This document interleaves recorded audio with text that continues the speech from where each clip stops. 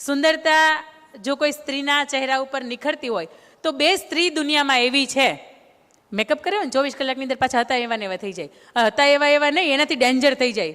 ઘરનું પાત્ર ઓળખે નહીં આપણે એવા ખરેખર થઈ જાય, ઓળખતા બંધ થઈ જાય કે આ કોણ છે. એમ મારુતિમાંથી મર્સિડીઝ કરી દે તો એ મેકઅપ વાળા બધા. પણ મારે એ કહેવું છે કે ખરેખર કોઈ સ્ત્રી છે સુંદર ક્યારે લાગતી હોય? બે વસ્તુ. સૌથી પહેલી એવી સ્ત્રી કે પોતાના પરિવારને પ્રેમ આપી શકે, પોતાના પતિને, પોતાના સંતાનોને, પોતાના મા બાપને પ્રેમ આપી શકે અને સામે જેટલો પ્રેમ આપ્યો છે એટલો પ્રેમ પામી શકતી હોય, આવી સ્ત્રી સુંદર લાગતી હોય. એને મેકઅપની કોઈ પણ ઢોળ ચડાવવાની જરૂર ન પડે.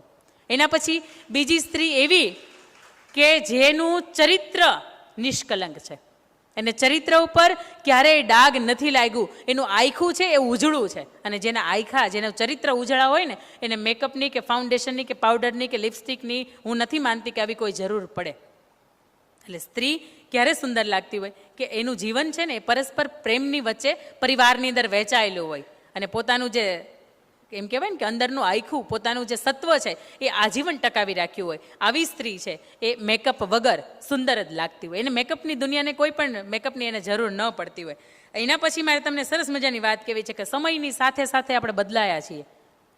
આપણે વડવાઓ હતા અને આપણે ખુદ હતા, 30 વર્ષ પછી આપણે બદલાયા છીએ. ત્યાં સુધી કે આપણા ગોળાના જે પાણીયારા હતા ને ત્યાં કેંગન વોટર કે કંઈ પણ ફિલ્ટર, વોટર ફિલ્ટર કાંઈ હતા નહીં. અને આજે ગોળાના જે પાણીયારા હતા, ઘરની અંદર પ્રવેશતા પહેલું જ ડાબી બાજુ કે જમણી બાજુ આવતું હોય, તો એ બદલાઈ ગયા છે. મતલબ આપણે બદલાયા છે. સમયના વહેણની અંદર સૌ વહ્યા છીએ. ખરેખર બદલવાનું હતું ને એ વિચારથી બદલવાનું હતું. અને આપણે બદલાયા ક્યાંથી? વસ્ત્રોથી. હા કે ના? સૌથી મોટું જો પરિવર્તન આવ્યું હોય તો આ દુનિયાની અંદર એ વસ્ત્રોનું આવ્યું છે. અને ક્યાંથી આવ્યું? પશ્ચિમી સંસ્કૃતિ તરફથી આવ્યું છે. પશ્ચિમી સંસ્કૃતિનું આપણે ઘણું લીધા જેવું છે. એમની ચોખ્ખાઈ, એમની ફિટનેસ, એમની હેલ્થ, એમની જે જીવનની રૂટીન જે શૈલી છે એ, એમની જે કામ કરવાની ક્ષમતા છે એ, એમનું જે પર્યાવરણ છે એ, ઘણું બધું લીધા જેવું છે. એમના જે ખાદ્ય ખોરાક છે ઘણું એવું સારું છે કે જે તમે લઈ શકો છો. પણ માત્ર ને માત્ર આપણે એ લેવાના વિચારો અને લઈ લીધા વસ્ત્રો. અને પટેલ સમાજ માટે કેમ કહેવાય કે સાહેબ બહુ કલંકની વાત કહેવાય કે પાટણની અંદર 153 ગામે, એમાં ખાસ કરીને અવિવાહિત દીકરીઓએ સંકલ્પ લેવા પડ્યા કે અમે અમારા જીવનની અંદર ક્યારે પણ પ્રી વેડિંગ શૂટિંગ નહીં કરાવીએ. તમે જોયું હશે ને તો આજથી લગભગ 5-1 મહિના થયા હશે આ વાતને. પાટણના 153 લેવા પટેલના સમાજને એ સંકલ્પ લેવા પડ્યા. અને એમાંય હજી તો એ થોડું કે એમ કહેવાય કે વિચાર્યા જેવું હતું પ્રી વેડિંગ. પણ pre baby shooting, pre baby shower જે આપણે કહીએ છીએ એ ખૂબ ખરેખર કલંકની વાત છે.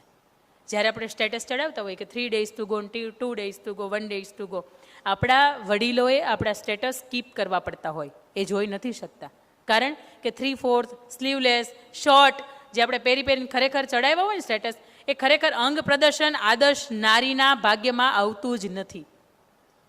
આપણા પરિવારને ક્યારેય કોઈ ચાપખો ન માર્યો હોય, ક્યારેય કોઈ ઊંચા અવાજથી ન કીધું હોય, પણ આપણા આવા આ પ્રી બેબી શોટર કહું છું હું તમને કે પ્રી બેબી વેડિંગ જે આપણે કરીએ છીએ ને એની અંદર જે વસ્ત્રો છે ને એની ઉપર આખી દુનિયાની ટીકા અને ટિપ્પણી આપણા વડીલોએ સહન કરવી પડતી હોય છે. આ ક્યાંક ગાંઠે રાખવું. અને ખાસ બહેનોને, દીકરીઓને મારે ખાસ કહેવું છે કે તમને બહુ હવે શોખ હોય ને તો રાજસ્થાની, મરાઠી જે અલગ અલગ જે બધી વેશભૂષા છે, તમે અલગ અલગ જ્ઞાતિ જાતિના પહેરવેશ છે, આહિર છે, રબારી છે, દરબાર છે, તમે એના જે પહેરવેશ છે ને એની અંદર ખરેખર એ વેડિંગ શૂટિંગ તમે કરાવો, તમારા માટે મેમરી રહેશે કે તમે 8-10 સંસ્કૃતિને પ્રદર્શિત કરી છે, તમારું અંગનું પ્રદર્શન તમે નથી કર્યું. આપણા વડવાઓ, આપણા વડીલો આપણને ના નથી પડી શકતા, એનો મતલબ બિલકુલ એવો નથી કે આપણે આપણી મરજીએથી જીવીએ. પ્રી બેબી શૂટિંગનું તમને વાત કરું, એક સુરતનો જ એક કિસ્સો છે.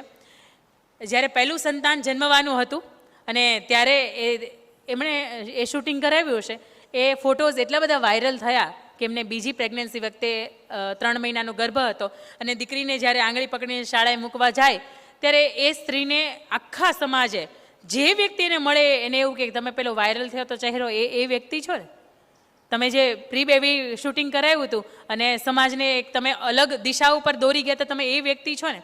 એ વ્યક્તિને, એ સ્ત્રીને બીજી ગર્ભાવસ્થા દરમિયાન 3 મહિના વખતે એટલું બધું ડિપ્રેશન લાગે છે કે બાળકનું એને તાત્કાલિક અબોર્શન કરાવવું પડે છે અને બાળક અંદર મૃત્યુ પામે છે. બાળક દીકરો હોય છે, હાથમાંથી ખોવે છે. એનું કારણ એ છે કે ક્યાંક આપણે આપણી મર્યાદા ચૂક્યા છીએ. આજે પણ આ સમાજને સરદાર વલ્લભભાઈ પટેલની જરૂર છે, પણ એને લાડબાની કૂખ નથી મળતી. આજે પણ આ દેશની અંદર મહારાણા પ્રતાપને એમ થાય છે કે મારે જન્મ લેવો છે, પણ એને જયવંતાબાઈની કૂખ નથી મળતી. આજે પણ શિવાજીને એમ થાય કે મારે જન્મ લેવો છે, પણ એને જીજાબાઈની કૂખ નથી મળતી. ક્યાંક આપણે આપણા દીકરા તો કે મારી ઘરે રામ અવતરે અને મારી ઘરે કૃષ્ણ અવતરે, મારે દીકરો તો કાના જેવો હોય, પણ આપણે આપણા ખાવા પીવામાં મેગી, પીઝા, બર્ગર આપણે ખાઈએ છીએ તો એની અંદર આપણે એવું વિચારીએ કે આપણી ઘરે રામનો જન્મ થાય, કોઈ કાળોમાં ન થાય, આ ઘી ને ઘાસલેટ ક્યાંય ભેગું ન થાય. આપણને એમ લાગતું હોય થાય. અને બીજું કે દેખાવું આપણે આલિયા ભટ્ટ જેવું, પરિણીતા ચોપડા જેવું, આપણને એમ થાય કે આપણા ઘરે રામનો લક્ષ્મણનો જન્મ થાય, એમ ન થાય. એના માટે આપણી અંદરનું સત્વ છે ને એ જગાવવું પડે. સારા સત્સંગો, સારા વડીલોના આશીર્વાદ, સારા વડીલોને એને જે જીવન પ્રસંગો હતા, એણે જે સંઘર્ષ કર્યો છે, એ વાત ક્યાંક તમે એ સમયની અંદર સાંભળો છો, ચોક્કસપણે એ બાળકની અંદર એ ક્યાંક બીજ રોપાય છે કે આપણે સમાજ માટે કંઈક સારું કરવું છે. અને તમે જ્યાં જ્યાં પણ તમને એવું લાગે ને કે એમના ઘરે મહાપુરુષનો જન્મ થયો, એની માતાને એક વખત જોઈ લેજો. એની ઉપર કંઈ તમે ટીકા ટિપ્પણી કરી શકો એવું શક્યતા જ નથી. એના પછીની મારે તમને વાત કરવી છે કે સ્ત્રી માટેની વાત થાય છે ને ત્યારે નારી જો ધારે તો દુનિયા બદલાવે, અને અવળી જો ચાલે તો ઘરને લજાવે. શસ્ત્રો ઉઠાવી મેદાને જો આવે, અને એ જ પાછી સ્ત્રી દશરથની આંખોમાં આંસુ પડાવે. સ્ત્રી છે ને તો બધું થાય. સ્ત્રી છે ને તો ઘર હોય ને એને સ્વર્ગે થાય, અને સ્ત્રી છે ને તો ઘરને માઇનસમાં એટલે કે પાતાળની અંદર લઈને નરકે પણ થાય. સ્ત્રીયા નમાવે વેદને, સ્ત્રીયા અપાવે રાજ, સ્ત્રીયા કુશળ સંસાર મેં, સ્ત્રીયા જગતની લાજ. પુરુષ આમ તેમ થાય, દીકરો આમ તેમ થાય, દીકરો રાત્રે 2 વાગે આવે, બધુંય પોસાય, કારણ કે સમાજ એને હજી સ્વીકારી લેશે. પણ આપણી દીકરી, આપણી સ્ત્રી એની મર્યાદા ભૂલે તો એ નહીં સ્વીકારાય. મારે સાહેબ એ તમને કેવું છે, દીકરી કેવી હોય? આજે ઘણાય સમાજ બીજી દીકરી નથી સ્વીકારતા, એનું રીઝન ક્યાંક એ પણ છે કે દીકરીની અંદર જે સત્વ હોવું જોઈએ, એનું જે ચરિત્ર હોવું જોઈએ, અને એના જે પર્સન્ટેજ હોવા જોઈએ ને, એની અંદર આજ કંઈક ઓછાવારી, એ ટકાવારી જે છે એ ઓછી થઈ ગઈ છે. 1875ની અંદર અંગ્રેજો જ્યારે પહેલી વખત ભારતની અંદર આવ્યા દરિયાઈ માર્ગે, ત્યારે અમરેલીની બાજુમાં પિઠ્ઠલપુર કેરાળા નામનું એક ગામ, એ ગામની અંદર એક 10-12 વર્ષની દીકરી હતી. એની બેનપણીની સાથે એ પાણી ભરવા ગઈ હતી. માથે બેડું હતું અને એ પાણી ભરવા ગઈ તો પાણી ભરતી વેળાએ એક અંગ્રેજ ગોરાની નજર એ દીકરીની માથે પડી. અને અંગ્રેજ ગોરાને એવું કે હવે આપણે ભારત દેશની અંદર આવી ગયા છે, અને આપણા બાપાનો આ દેશ છે, આપણા તો બધા ગુલામો છે, આપણે ઈચ્છીએ એ પ્રમાણે થશે. એ 12 વર્ષની દીકરીને એ બાવડું પકડે છે, ત્યારે દીકરી માથા ઉપર ભરેલી ગોળી હોય એ એક હાથે ઉપાડીને પેલાને મારે છે ને નાન્યા બેભાન કરી દે છે, અને એના જે સાથીઓ હોય ને એને લઈને ત્યાંથી જતી રહે. દીકરી ઘરે આવે અને એના પપ્પાને એવું કે બાપુ હવે મારાથી નહીં જીવાય. એના પપ્પા એવું કે બેટા તારાથી એવું કોઈ કામ ન થાય, તું મારી દીકરી છો, તારું ઉજળું ચારિત્ર છે, અને તું કેમ એવું કહે છે કે મારાથી નહીં જીવાય? ત્યારે દીકરી એવું કહે છે કે તમે જે નાનપણમાં મારી સગાઈ કરી નાખી છે નાનકાની સાથે, એનું નામ નાનકો હોય, તમે એને બોલાવો અને એને કહો તારા કાંડામાં જો તેવડ હોય તો પેલા જે અંગ્રેજ ગોરાએ મારું બાવડું પકડ્યું હતું તો એનું માથું કાપી નાખ, એના લોહીની અંદર મારી ચૂંદડી બોળ, અને પછી મારા માંડવે તું ઓઢાડવા મને આવજે, અને જો તારામાં તેવડ ન હોય તો મને તું તાહળી ભરીને મને વિષ આપી દે. તું તારા 2માંથી જે સિલેક્શન છે એ તારે કરવાનું છે. ત્યારે મારું કહેવાનું મન થાય એ દીકરીને એમ થાય કે ખાલી કોઈક બાવડું પકડે છે આપણાથી જીવાય નહીં. 12 વર્ષની દીકરીને એમ થાય, 22-25 વર્ષની દીકરીને એમ ન થાય કે આ વ્યક્તિ મારી સામે આવી રીતે જોવે છે, આ વ્યક્તિ મારી પાસે આ જે કંઈ પણ મજબૂરીનો મારો લાભ ઉઠાવે છે, મારે આવું ન પગલું ભરવું જોઈએ. ખરેખર એ વસ્તુનું ન ખબર પડે? ખબર પડે છે, પણ ક્યાંક આજે દીકરીઓ એની જે મિત્રતા છે, એની જે બહેનપણીઓ છે, એને અવળી ક્યાંક સંગત લાગી છે કે જેના લીધે એને એવું થાય છે કે બાપાને આપણે એમ કહીએ કે જઈએ છે નવસારી અને આપણે નીકળીએ બારડોલી. આ સમજણ દીકરીને કેવું જ ન પડે કે બેટા ઉમરું ઓળગીને જા છો ને, પહાડ જેવડું ઉમરું છે, ઓળગીને તું જે બાજુ જા, જે દિશામાં જાશ, તારો આવનારો ડગલું છે ને એ જ દિશામાંથી હોવું જોઈએ. પણ તું એમ કે વેસું જાઉં છે ને વરાછામાંથી નીકળવું, અમારા સુરતના 2 વિસ્તારો છે, તો એ તો યોગ્યતા નથી જ. એ સમજણની વાત છે. 18 વર્ષની ઉંમરે, 20 વર્ષની ઉંમરે, 22 વર્ષની ઉંમરે બાપ તરીકે તમારી એમને ન પૂછી શકે કે બેટા તમે ક્યાં જાઓ છો, પણ જ્યાં જાઓ છો એ તો તમે કહી શકો છો કે નહીં? એ સમજણની વાત છે. અને આવી દીકરીઓ જ્યારે ઘરે હોય ને ત્યારે એ ગર્વથી બાપ કહી શકતો હોય કે મારી ઘેર દીકરી છે, અને 20 કે 22 વર્ષની થાય છે ને તોય હું ટાઢા હૈયાની સાથે રાતો આંખો બંધ કરીને હું રાતે સરસ મજાની ઊંઘ કરી શકું છું. ઘરે દીકરી 15-17 વર્ષની ઉંમર વીટાવે ને એ બાપને, બાને, વડીલોને ઊંઘ આવતી બંધ થઈ જાય. સરદાર વલ્લભભાઈ પટેલ નહીં, ઝવેરચંદ મેઘાણીને આપણે ક્યાંક વાંચ્યા હોય સૌરાષ્ટ્રની રસધારની અંદર, તો એમણે મજાનો, મારું પિયર ધારગણી છે સાહેબ અશોકભાઈ, ધારગણીની બાજુમાં લાખાપાદર ગામ, અને ત્યાં લાખાવાળો, એક મજાની નાનકડી વાત કહીશ, લાખાવાળો એક ગામનો ધણી, અને એમને આપા દેવાત નામના ખૂંખાર બારવટિયાની સાથે વેર બંધાય, અને એ ખૂંખાર બારવટીઓ એમ કે એ લાખાવાળા તું જોજે, જેદી તું ગામની અંદર નહીં હોય તે દિવસે તારા ગામને હું ધમરોળી નાખીશ, ગામની અંદર આખું હું પાદર કરી દઈશ. એટલે એ પછી લાખાવાળો એમની 13 વર્ષની દીકરી હીરબાઈ, અને એમની સાથે એને ક્યાંય પણ જવું હોય તો બહુ વિચારતો કે સાંજ ન થાય પહેલાં પાછો આવી જાવ. એક વખત એનું કોઈ અંગત ગામતરું થયું અને એ વ્યક્તિને જવાનું થયું, અને અહીંયા પાછળ ખબર પડે છે આપા દેવાતને, એ આવે છે, ગામને ભાંગી નાખે છે, અને ગામની સામે એનું જે ઘર હોય ત્યાં જઈને એમ કહે છે કે લાખાવાળા તું તો બહુ મોટી મોટી વાતો કરતો હતો, પણ આજે તું ક્યાં ગયો?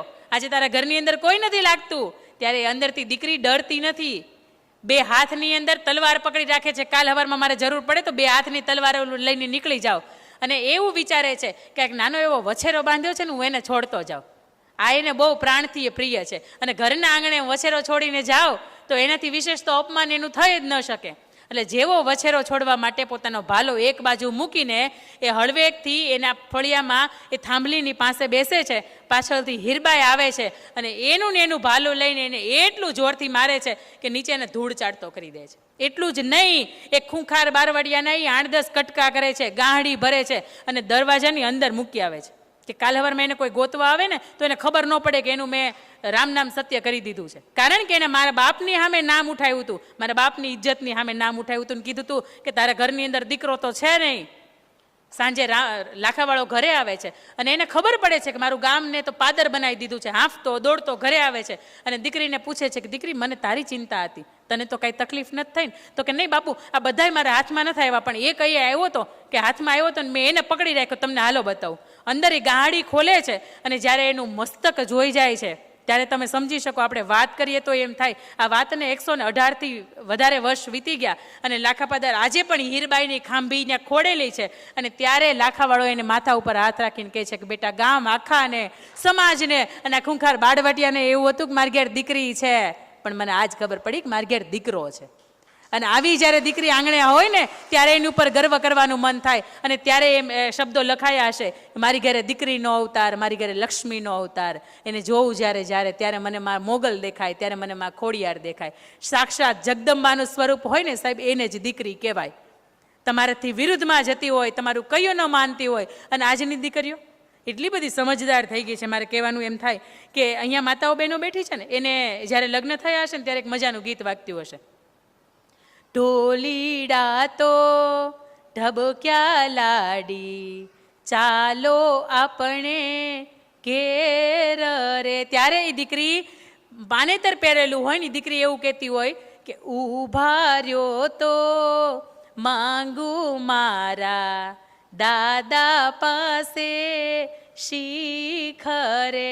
તો એનો મતલબ એવો થાય કે દીકરીને ખરેખર એ શીખની જરૂર પડતી હશે, એ સમયે દીકરી અણસમજ હશે.